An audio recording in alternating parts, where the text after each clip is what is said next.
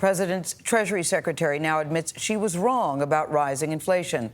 Secretary Janet Yellen told CNN she did not expect the shocks to the economy that led to the biggest price hikes in 40 years. Yesterday, the president met with Yellen and Federal Reserve Chairman Jerome Powell to discuss plans to lower inflation. Mr. Biden said that is his top economic priority. Consumer prices jumped 8.3% last month. That's compared to a year ago. That's a big jump. Carter Evans spoke to small business owners who made it through the pandemic, but now they're scared rising prices will shut them down. After 2 years of pandemic challenges, Erica Gutierrez's Mexican heritage shop in Pasadena, California is still just hanging on. Are you taking a paycheck? No, not yet.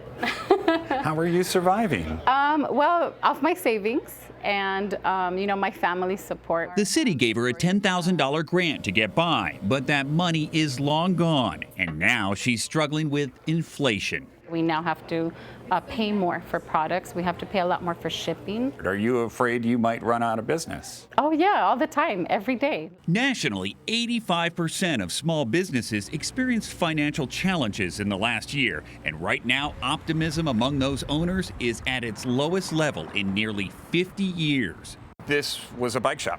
Pasadena Chamber of Commerce President Paul Little says the city's lost about 15% of its businesses since the pandemic began. This restaurant was here for 40 years. What's it like now when you look and see all the weeds growing here? Well, it's kind of sad. A sign of the times down this part of historic Route 66. The pandemic hammered everybody.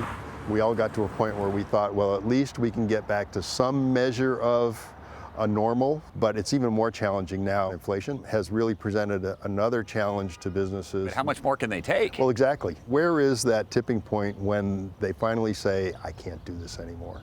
Gutierrez had hoped to hire another employee by now. Instead, she may have to look for a second job. That's a very real thing because I do have to figure out how to bring income to my home. For CBS Mornings, Carter Evans, Pasadena, California.